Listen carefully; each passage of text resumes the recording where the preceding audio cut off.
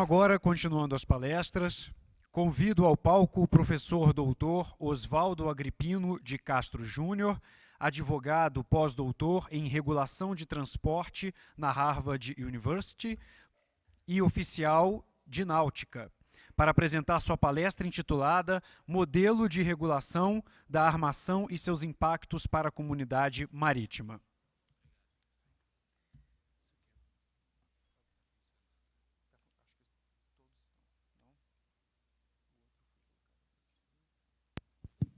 Alô, alô. Adianta, volta, laser. Laser, tá bom. Bom, boa tarde.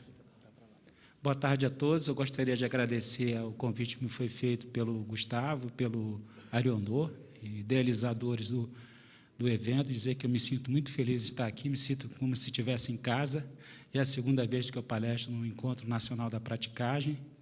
Vejo vários amigos aqui, o Lauri, o Marcelo Davi, que é juiz do Tribunal Marítimo, amigos de turma, de EFON, né, CIAGA. E o que eu vou falar aqui é sobre regulação. E regulação é uma forma de intervenção no Estado, no domínio econômico, na atividade econômica, e isso está na Constituição Federal. E, para falar de regulação, é importante que se fale sobre política, porque quem faz a política é o Estado, né? E o Estado é o que representa, né, a comunidade de cidadãos, de eleitores. Então, a minha fala vai focar na parte da regulação setorial independente, e eu queria começar com essa fotografia aí, esse slide, que é um Facebook, que me foi dado pelo Patrício Júnior, que é capitão de cabotagem, é o CEO do Porto de Itapoá. Ele teve num seminário em Londres, ano passado, sobre transporte, e ele me trouxe isso aí, eu achei bastante interessante, porque é o Facebook, e é através do Facebook que as empresas de transporte aéreo, de passageiros e de cargas identificam novas linhas ou reduzem ou extinguem as linhas de transporte aéreo. Isso é para nós vermos assim, o nível de sofisticação que o transporte, né, e os gestores do transporte, no caso nós vamos tratar de shipping, eles utilizam para explorar os seus mercados, né? Notem que a maior parte do tráfego está acima do Equador. E o mesmo se dá no que se refere à navegação marítima. Nós somos um país que é cargo owner, né? A regulação do transporte marítimo tem dois grupos, que são os grupos de países que são ship owner countries. O Brasil não está isso, o Brasil não tem sequer um navio porta-container de bandeira brasileira no longo curso, o que é uma vergonha para todos nós, né? Mas temos carga. A China, por exemplo, tem os dois, tem carga e tem navios. Então, equilibrar esses dois grupos de interesse é muito difícil, no ponto de vista de convenções internacionais. Geralmente, as convenções elas expressam o desejo, né, dos transportadores marítimos, né, que migram as suas empresas para paraísos, né, fiscais, que são o que eu chamo de bandeiras de inconveniência. Hoje, 72% da tonelagem de porte bruto mundial hoje está registrado nesses países, que são países de nenhuma regulação ou de baixa densidade regulatória. Por motivos de natureza fiscal, por motivos de natureza de encargos sociais, por questões ambientais, e a tendência é fazer com que haja esses registros nesses países que vendem as suas bandeiras. Há 10 anos atrás, por exemplo, era 60% da tonelagem de porte bruto mundial. E aí, para reflexão, eu gosto muito de biografias de armadores, e tem um livro que é uma série de biografias de armadores, e tem uma frase do Nicholas, chamado Nick Papadakis, que foi oficial grego, da Marinha Mercante grego, e é um dos maiores armadores do mundo. E ele, nesse livro aí, Dynasty of the Sea, ele diz que a tripulação é o epicentro do shipping. Navio e tripulação, e eu incluiria num evento desse como praticagem, navio, tripulação e segurança na navegação marítima não são commodities. E aí eu vou assinar embaixo o que o Carlos disse, né, a questão do valor, da segurança da navegação, ninguém sente. Só sente quando está com problema. E como eu fui piloto também, viajei 4 anos de longo curso, o comandante dizia, olha, 99% do tempo no mar é tédio, 1% é terror. E nós temos que estar preparados para esse 1% de terror, que quando está no próximo ao porto, ou dentro do porto, é 0,01%, de tédio, o restante é terror. O terror é muito maior, porque a navegação numa zona de aproximação ela é muito grande. Então, como advogado, eu vou tratar também da insegurança jurídica também, não tem como falar em regulação. Isso foi uma lei que foi editada em 2015, e notem a quantidade de dispositivos, de decretos, de legislação que ela altera e revoga. E há uma insegurança jurídica muito grande. Por exemplo, o prático lá do Pará, como é seu nome? Havia conversado comigo, o senhor, que fez a pergunta da questão da praticagem, manobrando com cartas Bezerra. É um problema, porque se um prático, um oficial de náutica, ou um navio com rumos prata, está navegando em cima de uma carta náutica com dado errado, e é um acidente da navegação, e ele consegue comprovar isso, eu não tenho dúvida que a responsabilidade civil objetiva aí é da União. Não tenho dúvida, porque ele está em cima de um documento oficial. Se ele não foi atualizado pelo órgão, mas, e a tripulação atualizou, e está utilizando, eu não tenho dúvida, isso não é no Brasil, não, é no mundo inteiro.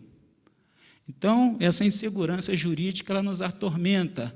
E como eu vou falar de regulação e de modelo, essa é uma ação de cobrança de 38 contêineres de R$4 milhões. Eu tenho estudado muito com o André de Seixas, que é o presidente lá da Usuporte do Rio, a questão da regulação na perspectiva do usuário. Porque, assim, se eu for oficial de náutica, eu tenho aqui 20, 30 grupos estrangeiros, que agora tem uma nova terminologia que a ANTAC criou, que é a Empresa Estrangeira de Navegação, que são as EENs. Tem as EBNs e tem as EENs. As EENs não são reguladas, as EBNs são reguladas de uma maneira muito mais drástica. E do lado de cá tem 200, 250 mil importadores e exportadores. O país não tem navio. Para quem é que eu vou tentar canalizar um pouco do meu conhecimento? É para entender essa dinâmica e essa parte fraca aí. Uma ação de uma exportação FOB, o exportador brasileiro exportou para Venezuela 38 contêineres, ele não contratou o navio, quem contratou foi o importador, com porto A, porto de destino, o navio foi para o porto B, porque iria fazer um transbordo, chegando lá havia um embargo, e o armador levou esses contêineres para Jamaica e Colômbia, e depois entrou com uma ação de demurragem.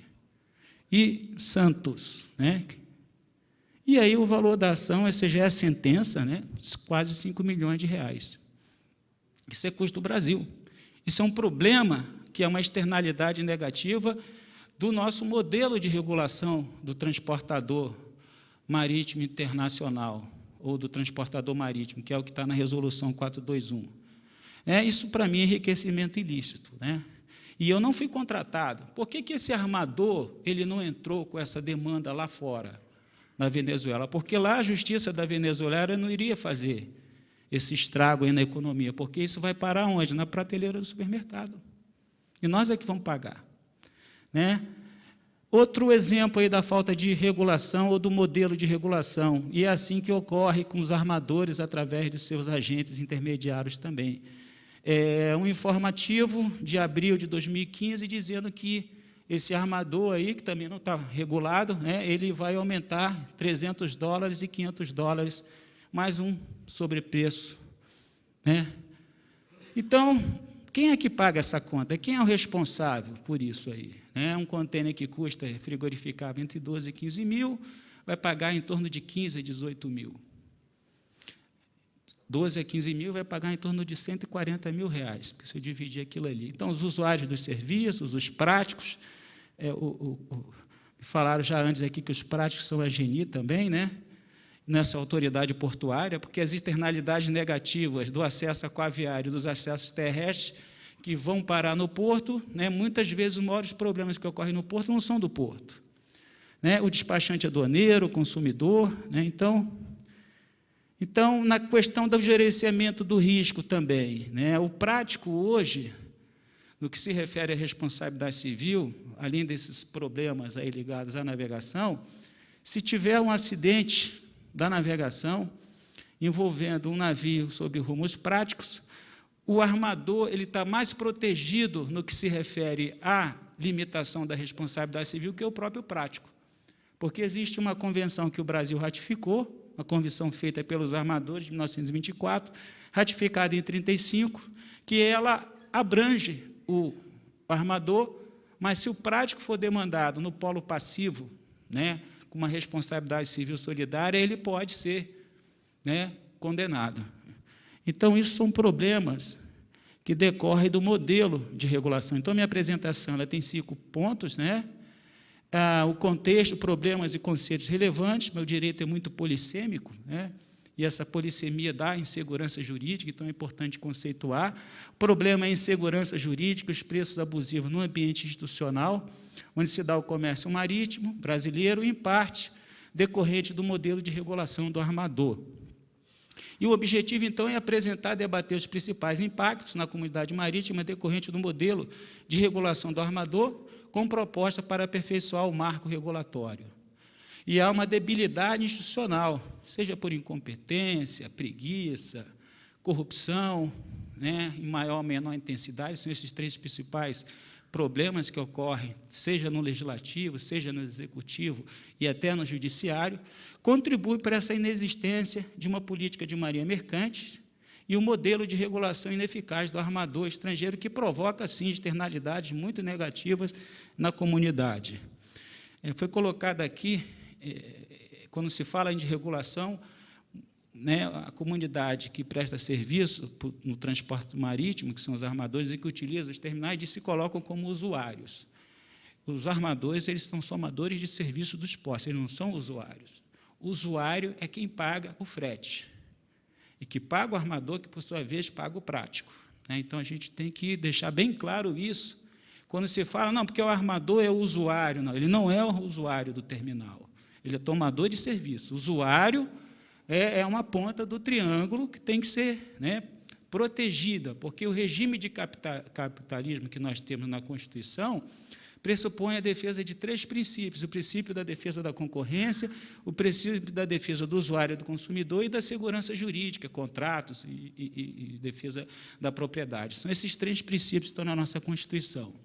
Então, nós temos uma crise de liderança, o sistema político ineficaz, sem oposição propositiva, é uma vergonha que nós vemos aqui em Brasília e nas câmaras de vereadores, no Brasil inteiro, mas o culpado não é o brasileiro, o culpado é o vizinho. O brasileiro é um nobre, ele delega para o outro resolver o problema dele. Então, o país não precisa de muitos diagnósticos, precisa ter proposição e ação, né?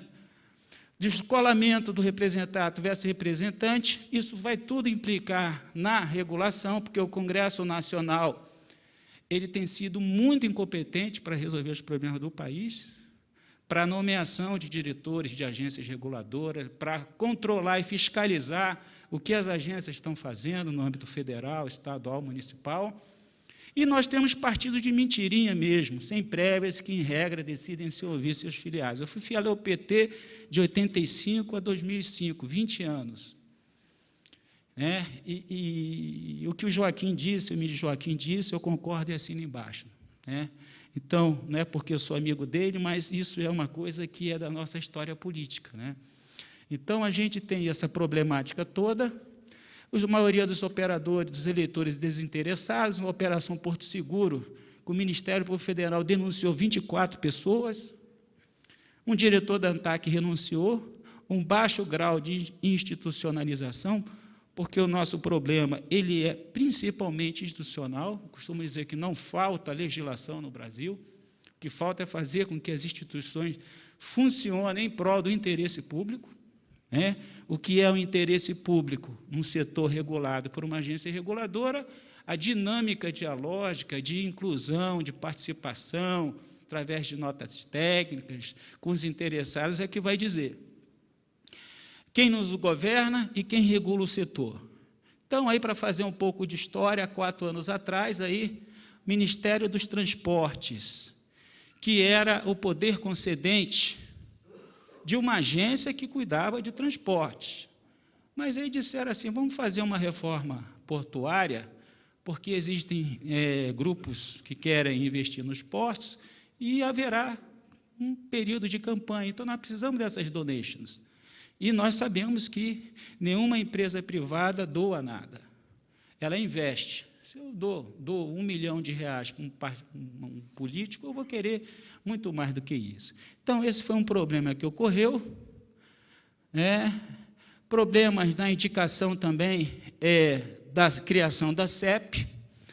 Eu tenho dito que está havendo uma hamburguização da regulação do setor, não é do McDonald's, mas isso é muito ruim, Isso é um problema, dessa falta de interesse público efetivado no setor regulado. O caso aí do Ciro Gomes, indicou um engenheiro que não tinha nenhuma experiência portuária, que ainda bem que ficou pouco tempo na CEP, agora vem um outro que foi prefeito, e a ANTAC não deveria estar dentro da CEP, deveria estar dentro do Ministério do Transporte, não subordinada, mas vinculada.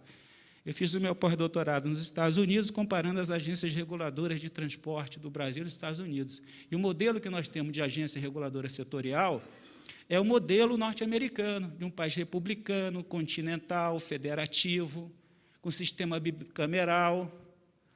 Lá existe o DOT, Departamento de Transporte, que equivale ao Ministério, e nós temos lá 4 agências reguladoras, uma para cada modal, dentro do Ministério. E aqui nós temos esse hermafrodita, Nós temos a SAC, Secretaria de Aviação Civil, que é o poder concedente da ANAC, que submete às diretrizes do CONAC. A SAC, até pouco tempo atrás, era um sociólogo, que era o secretário de Aviação Civil, com todo respeito aos sociólogos. Nós temos a NTT, que está dentro do Ministério do Transporte, subordinado ao CONIT. A ANTAC estava dentro do Ministério do Transporte, sai e vai para a CEP, que é para regular porto. Então, a ANTAC, a razão de existir dela é o modal, é transporte aquaviário, não é porto. Como é que uma agência reguladora, que é para fazer a regulação do transporte aquaviário, onde, obviamente, tem um porto, ela está dentro de uma secretaria de portos? Então, isso aí causa toda essa problemática que nós temos no Brasil, a falta de uma política. Então, fica dessa forma. Até que, em 2010, o Senado aprovou um técnico de time de basquete para ser diretor da NTT, que era assessor de um senador suplente do PMDB. E, há 3, 4 meses atrás, até mandei isso para o ministro Joaquim, apareceu no Jornal Nacional, a Dilma indicou um rapaz com 27 anos, que tinha feito estágio de 1 ano no juizado especial do aeroporto de Brasília, para ser diretor da ANAC. Mas esse rapaz, ele tinha casado com a filha de um senador do Ceará, do PMDB, que é da base de apoio da Dilma. E como é que fica isso? E eu que vou pegar um avião, que preciso ter segurança. Então, tudo isso aí, e ele foi aprovado, esse Wellington Salgado, lá de Minas. Ele foi aprovado, foi diretor da NTT. E ele disse, eu não sei nada de transporte rodoviário e ferroviário, mas eu tenho vontade de aprender. Aí os senadores disseram, não tem problema não, o senhor é uma simpatia, está aprovado. Então, está aí o senador, o nome dele é Bastos. E aí eu pego esse dado aí, eu gosto de estudar muito economia, embora eu seja advogado, como eu fiz ciência aeronáutica, não tenho muito problema com números. Esse professor lá da Universidade da Califórnia, o Douglas North, ele é um historiador econômico. E ele pegou uma pesquisa que ele fez em 250 anos e fez um estudo histórico. E ele identificou que o aumento da produtividade da indústria de transporte oceânico, no período analisado, decorreu muito mais de inovações e evoluções institucionais, entre as quais a redução da pirataria do que das mudanças na tecnologia de transporte, porque nesse período aí houve a transição da navegação a vela para a navegação a vapor e aumentou a escala. Mas isso não foi tão importante quanto acabar com a pirataria. E isso não tem nada a ver com o que eu estou falando agora da ANTAC em relação aos armadores estrangeiros, tá? Nada a ver. Uma evolução institucional parecia ser o mais importante que uma evolução tecnológica. Foi prêmio Nobel de Economia por causa desses estudos, que são de questões institucionais, né? Então, nós temos, além disso, alta insegurança jurídica, alta carga tributária, altos custos de transporte, o Brasil sempre na lanterninha, um judiciário federal, estadual, despreparado para julgar questões de direito marítimo, portuário, aduaneiro, do petróleo. Não que os juízes federais, estaduais, não tenham capacidade, que fizeram um concurso, mas nessa matéria eles não conhecem, porque não viram na graduação, não cai na prova da magistratura, isso tem um estudo empírico, foi até publicado uma dissertação que eu orientei, e também não cai nas disciplinas das escolas da magistratura que eles cursam antes de fazer. Então, como é que um juiz federal da seção judiciária de Vitória ou de Macaé vai julgar um acidente com derramamento de óleo numa plataforma de petróleo, com vítimas e tudo? Não tem condição. Isso eu estou falando porque é preciso que se rediscuta o avanço da arbitragem nessas áreas, né? Uma demonização da atividade da praticagem, alterações institucionais sem base legal, sem diálogo com a comunidade marítima e, pior, sem pesquisas técnicas, né? Aumento do número de práticos nas zonas de praticagem sem estudos técnicos, aumento do risco da segurança, ensino jurídico defasado. Não há aduana, nós temos receita no Brasil, condenação de terceiros com base na responsabilidade solidária, que é o caso do despachante, uma greve sazonal, sonegação fiscal decorrente da não emissão de nota fiscal, por exemplo, no THC. São várias passadinas. Essa questão de passadina é juizar de pequenas causas, em decorrência dessa falta de regulação, desse modelo que tem no Brasil desde 2001. É pouca coisa. Só em Santos, o André, em contato lá com o secretário de Fazenda de Santos, em ISS foram 700 milhões de reais nos últimos 5 anos, no município de Santos. Para onde vai isso? Eu escrevi um artigo chamado Regulação ao Capone. Está no site do PRJ, onde eu digo, né, que tem como resolver isso. Aí os deuses que eu digo que existem no porto, colocou até o guarda portuário da empresa que é contratada, se botar uma farda, ele vira autoridade, ele é Deus. Então, são 30 deuses no âmbito federal, no âmbito estadual, municipal, e o mortal, que é o usuário, que quer 3 coisas: que a carga dele chegue no prazo acordado, com custo módico e sem avaria, sem dano, sem extravio. É só isso que ele quer no Porto de Santos, no Porto de Itajaí, no Porto de Xangai. Então, eu tenho a regulação agora, entrando na parte de regulação. Regulação tem 2 linhas de atuação, uma que é menos interventiva, que não é tanto assim, porque o ministro da Fazenda estudou em Chicago e ele está aí para pegar dinheiro, ele é bom. Então, está intervindo aonde? No bolso do contribuinte. E a escola de Harvard, que é uma escola que defende uma intensidade maior, que é a linha mais ou menos que eu sigo. Essa regulação setorial do transporte aquaviário é o conjunto de medidas legislativas, administrativas e criadas pelos usuários e prestadores de serviços do mencionado setor, com fundamento na Constituição, tratados internacionais e todo normativo, mas um detalhe, sob coordenação das diretrizes do CONIT, que esse Conselho Nacional de Integração de Políticas de Transporte foi criado lá em 2001, cujo presidente é um ministro dos transportes, que foi colocado ali para assessorar o presidente da República, e que não funciona.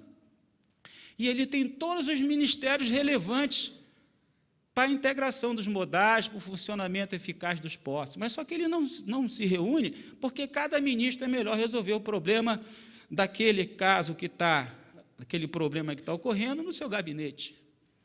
Então, isso é um problema institucional, visando o interesse público e a modicidade nos preços e tarifas e a defesa da concorrência do usuário. Então, aí nós temos altos problemas, tá? E aí eu coloco a questão do armador estrangeiro. Eu publiquei um livro agora sobre reforma, direito portuário e a nova regulação, onde eu coloco lá, não adianta fazer regulação até o porto, se não trouxer o armador estrangeiro para dentro da ANTAC. E para ele ser regulado pela ANTAC, ele não precisa ser uma EBN. Veja como a ANAC faz com as empresas de transporte aéreo internacional, de carga de passageiro. Tem que ter um CNPJ, tem que registrar os preços, tem que cobrar aquilo só que for permitido. Não é tabelamento de preço da SUNAP, porque isso eu sou contra. Né? Mas precisa ter uma norma que identifique uma metodologia e critérios para descobrir uma conduta antitruste que viola a defesa da concorrência. A ANTAC até hoje não fez isso. Nós estamos num caso aí que denunciamos 2 terminais, um público e um privado. A ANTAC manda para o CAD, nós denunciamos no CAD, e o CAD diz que não é com o CAD, é com a ANTAC. E o CAD manda arquivar o processo. E não tem uma norma. E aí, como é que resolve isso? Em 2009, a Secretaria Especial de Apoio Econômico, no caso da THSO, determinou que a ANTAC fizesse a resolução para identificar. Já se passaram 6 anos e não ocorreu isso. Problema institucional. Né? Espaço regulatório não habitado. E não há capitalismo sem regulação, gente. Achar que não tem regulação de armador estrangeiro nos Estados Unidos, vocês veem uma piada. Existe, sim. Claro que a Constituição de lá não determina que o armador estrangeiro tenha que ter uma autorização, mas o OTI, que é o NVOCC, o Trade Forward, dele tem que estar regulado. E o que ele cobrar tem que estar informado na agência, para monitorar e inibir as condutas oportunistas que são típicas de uma network industry, que é a indústria do shipping, onde eu tenho vários prestadores de serviços, um muito próximo do outro, e que, distante do usuário, ou trabalhando com intermediário, ou representando o usuário, eles abusam. É muito comum um armador, por exemplo, dar um free time de 28 dias, com uma demurragem de 15, e o intermediário reduz para 7, né, e coloca essa demurragem de $80. Isso é muito comum no Brasil, né, porque na Nigéria não é, nem no Sri Lanka. Não estou falando mais dos Estados Unidos, Japão, estou nivelando a regulação, com os países que, merecem uma regulação, mas eles regulam melhor lá do que aqui. E nós temos legislação boa. A nossa legislação, com uma outra lacuna que precisa ser preenchida, é um motor de Porsche, gente. Mas a mentalidade dos usuários, eu tenho viajado o Brasil inteiro dando palestra para tentar se sensibilizar para que eles se organizem. Eu coloco os problemas todos. Sabe por que está desse jeito? Porque vocês merecem isso.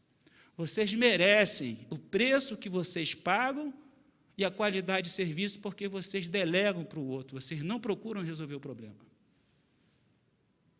Assim como os eleitores. Por analogia, a mesma coisa.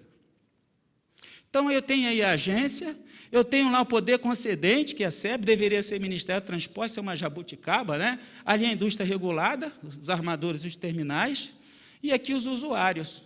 E ali a ANTAC no meio. É uma agência de Estado, de governo, e o motor de Porsche lá. E o CONIT que não funciona.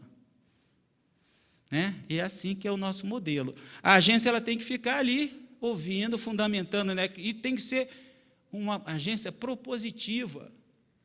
Isso foi um problema também que eles trouxeram. Uma agência que está dentro de um sistema de governo e de um direito que é anglo-saxônico, onde há uma flexibilidade muito maior, a sociedade é muito mais participativa, é bottom-up, vem de baixo para cima, exige, dentro de um modelo de Estado e de um direito que é de romano-germânico, francês, positivista, não é propositivo.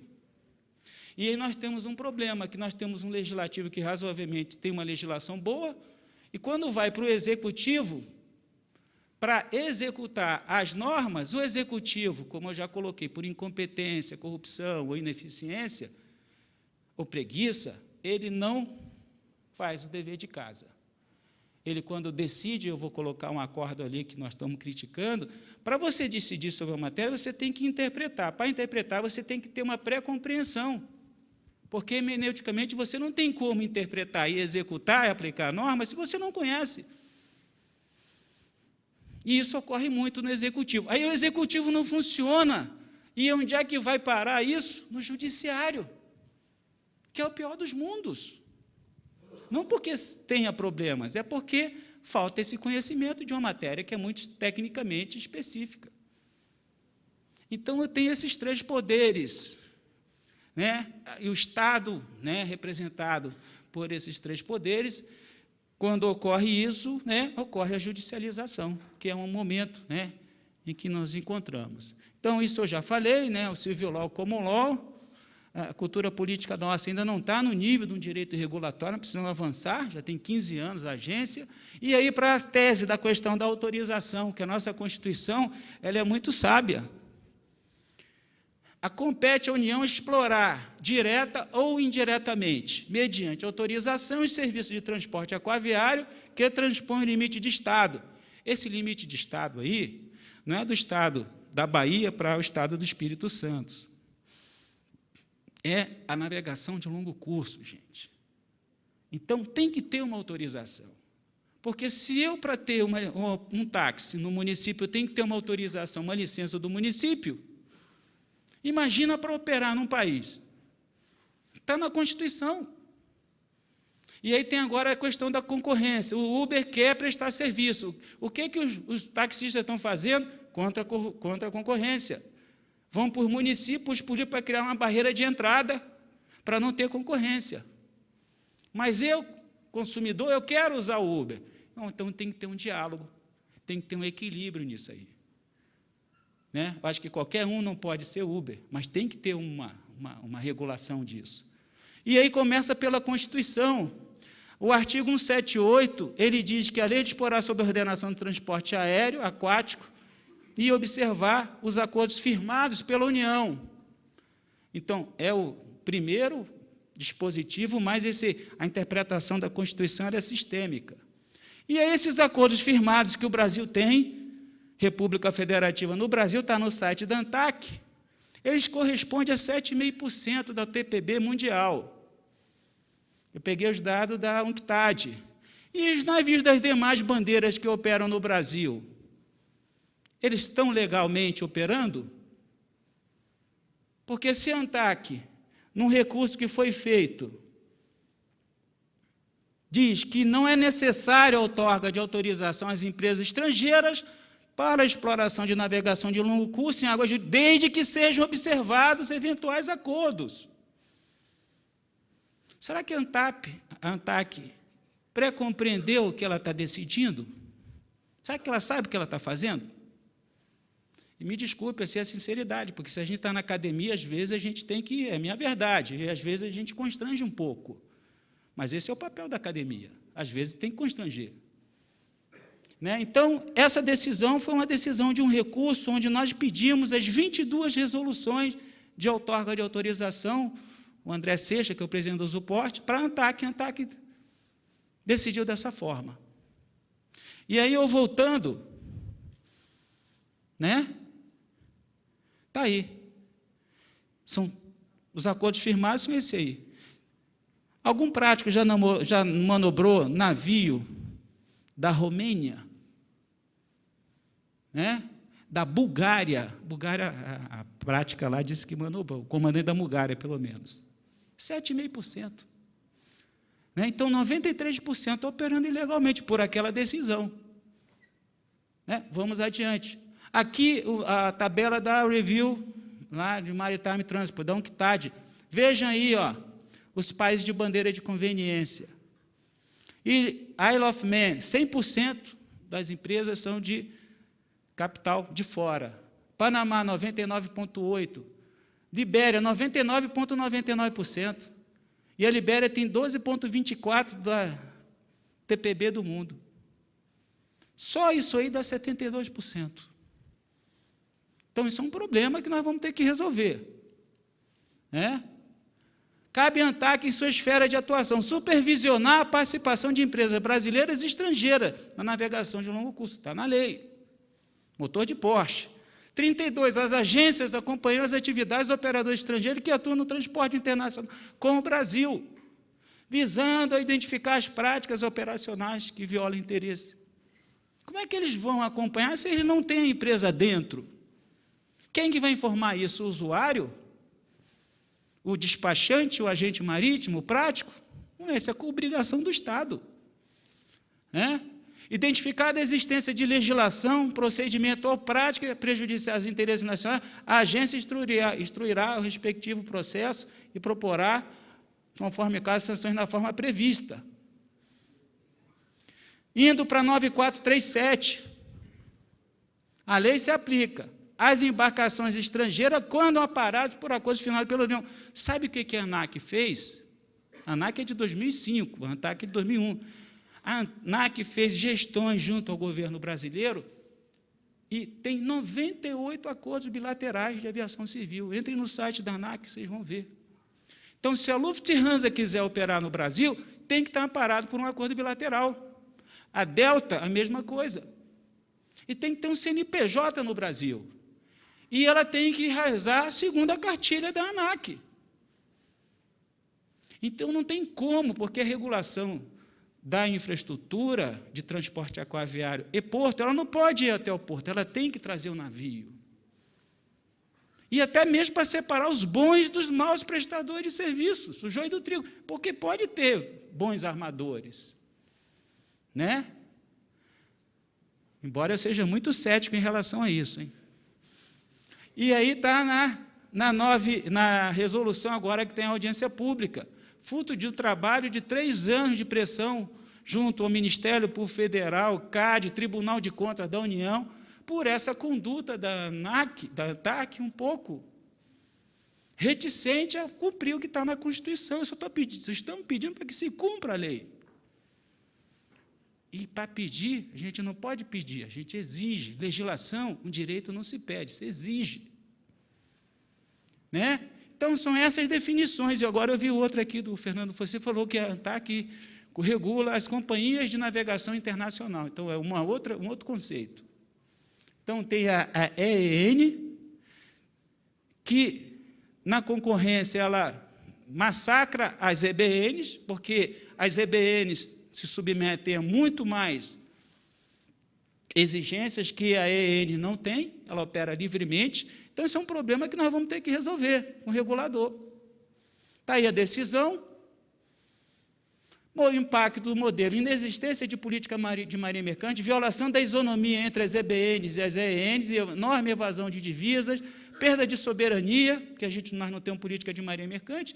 Em 2009, eu dei uma palestra junto com a Mariane, num seminário sobre cabotagem, e eu pedi ali que fosse criado o MSN, porque estava o pessoal do Sindarma lá, que é o movimento dos sem navios.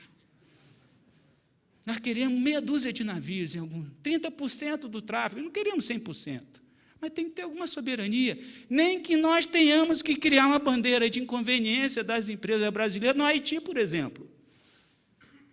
Doamos $1 bilhão lá para eles, vamos fazer uma parceria com o Haiti, fazer como o Japão faz com o Panamá. Perda de competitividade, dificuldade de execução de dívidas, né? Isso para agente marítimo, para prático, é uma excrescência prestar serviço sem receber, isso é escravidão, tinha que ter uma sanção. Tudo bem, tem que ter serviço, mas se esse armador está regulado, ele tem que pagar para quem presta serviço para ele. Advertência, multa e até cassação da outorga, da licença, como a ANAC faz com as empresas aéreas estrangeiras. Tem lá na licença da ANAC, para cada empresa aérea, se não rezar de acordo com os interesses nacionais, a licença será cassada. Claro que ninguém quer isso, mas isso é uma coisa que tem que ter a política nossa de marinha mercante, aí, no longo curso. Isso eu peguei, tem um livro do Eduardo Galeano, As Vias Abertas da América Latina. Olha aí, olha essa foto aí dos dólares indo pelo ralo. Eu peguei os dados de 2013, dados da ANTAC. 6,4 bilhões com afretamentos. Eu não estou falando frete, não estou falando demurrage, não estou falando THC, não estou falando surcharges. Estou falando afretamento. Em 2013, 6,4 bilhões. Daria para comprar 100 navios. Em 5 anos, nós teríamos uma Maersk. Tivéssemos política, não temos. Né? Gasto com afretamentos, aí no longo curso, 1,25 bilhão. Está aí, ó, são as vias abertas. Não há regulação econômica de frete, do setor não tem regulação econômica. Se a regulação econômica o armador estrangeiro, do transporte marítimo, da ANTAC, fosse tão boa quanto a regulação social da Marinha do Brasil, da Autoridade Marítima em relação à praticagem, nós estaríamos no melhor dos mundos. 83 mil manobras, 4 acidentes. Mas isso não existe. Não tem garantia, o mercado de transporte é concentrado, ambiente propício ao oportunismo. Aí é um teórico da economia do chip, diz que essas relações contratuais resultam em oportunismo. Como eu já falei, isso é típico de network industry, e talvez a indústria de rede mais poderosa do mundo e complexa de regular é a de indústria do shipping. E aí essa chargezinha para dar uma descontraída, que é mais ou menos como eu me sinto como brasileiro ao estudar o setor, um pouco isso. E a ignorância do usuário, mais o oportunismo do prestador de serviço, mais a ineficiência na fiscalização, punição dá nisso aí. E aí tem o mito, que a ANTAC defende os interesses das... Não, para mim não. Defende o interesse de quem tem mais organizado. Isso se chama captura epidérmica. De tanto ouvir determinado grupo de pressão, ele começa a assimilar e fazer aquilo que o grupo diz, porque não tem um contraponto. Aí a falta de outorga contribui para isso, não há registro. E também eu digo, não tem como regular o armador estrangeiro se não trouxer para dentro da regulação um agente intermediário. Ele não precisa. Como é que é o agente intermediário? São os NVOCCs. Eu tenho ações de demurge que o NVOCC de um navio chinês, representado por um agente marítimo no Brasil. A coisa é tão escancarada que não é nem o intermediário representando o estrangeiro, é o NVOCC, e sem nenhum controle da ANTAC, sem termo de responsabilidade de devolução do contêiner, sem nada. A quem punir? Ineficácia da norma. E aí a nota técnica da ANTAC para essa resolução, que eles deixam de fora os agentes de intermediário, mas não dão justificativa técnica nenhuma. Por que não regula o agente intermediário? Não tem um normativo para submeter à audiência pública do intermediário. Está na nota técnica, está no site lá do PRJ. Então, esse impacto, a promoção de uma audiência pública sem publicidade na nota técnica, isso só apareceu porque nós exigimos. Mas tinha que estar junto com a resolução. A falta de outorga de autorização da empresa estrangeira provoca externalidades negativas, prejudica as EBNs, prejudica até o terminal portuário, porque um armador desse estrangeiro, com o poder que ele tem, ele chega na Barra de Santos, tem 10 terminais lá, 8 públicos e 2 privados. Ele vai manobrar, operar os contêineres dele, onde ele puder ganhar mais. Onde o THC, tem alguns que já estão chamando de pituleco do shipping, ele cobra 1.100, mas o terminal lá cobra 300, dá uma nota fiscal. O outro cobra 200, eu vou operar no que eu vou pagar menos, e coloca 900 no bolso, e não dá nota fiscal. Aí, inexistência de registro de fiscalização dos agentes, inexistência de registro de acompanhamento. Falar um pouquinho sobre a arbitragem dos preços, que eu tenho visto muita judicialização, e nosso judiciário não está preparado, são ações que demoram anos. O governo baixou um decreto agora para criar a arbitragem no setor portuário. A praticagem poderia fazer algum movimento para que, se o armador tivesse de boa-fé, assinasse uma cláusula compromissória para resolver isso através de arbitragem. E não ficar com ações de 8, 10 anos. A cada 5 segundos, uma ação é juizada no Poder Judiciário brasileiro. A cada 5 segundos. Não tem condição. Estou com um caso em Itajaí de um agente de carga cobrando está há 10 anos, 9 anos. E agora que teve sentença, agora que vai para o tribunal. 9 anos. A questão da emenda à limitação da responsabilidade civil, bem rapidamente, é importantíssimo, isso foi inserido no projeto, na emenda 43, 56, 215, tá? que é uma convenção que o Brasil não ratificou, deveria ratificar, porque ela engloba o prático nas suas operações, se tiver que ser demandado. Já estou acabando, tá? Essa limitação, no parecer parcial do relator, incluiu o prático lá, mas é importante que o Brasil ratifique essa convenção. E as sugestões são essas: outra órgão de autorização, celebrar acordo bilateral. O passo é o seguinte: acordo bilateral, outorga. Registro, garantia e fiscalização dos agentes intermediários. Definir os serviços, quais são os itens, discutido com os armadores, tudo discutido com audiência pública, com notas técnicas, né? Como o Estado Democrático de Direito exige. Publicar tudo, não ter cláusulas surpresas, né? Registro e acompanhamento e ratificar a convenção.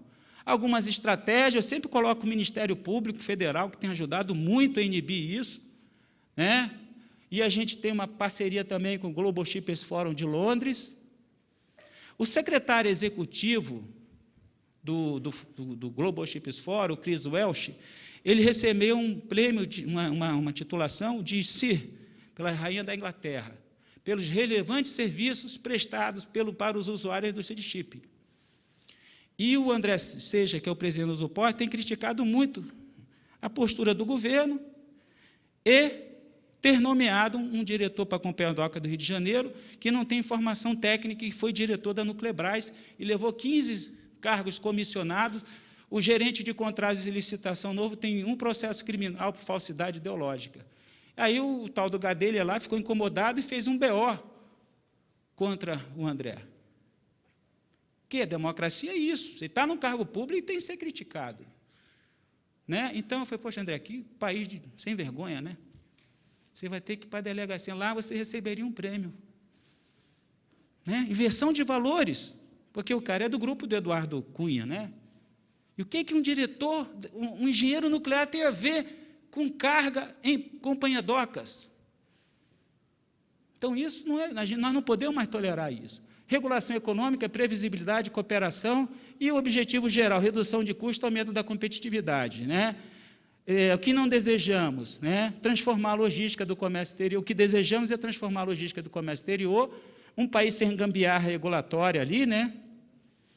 E da metade primeira metade do século XX para a primeira metade do século XXI. Era isso que eu tinha que falar. Desculpa aí a demora, tá?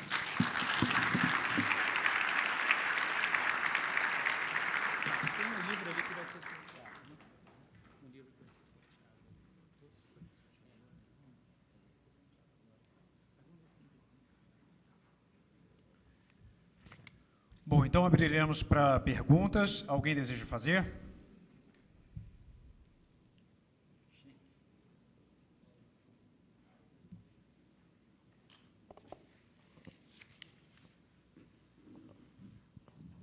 Boa noite. Meu nome é Schenck, prático do Espírito Santo. Parabéns, doutor Agripino, pela coragem em expor várias mazelas conhecidas e até desconhecidas nossas aqui.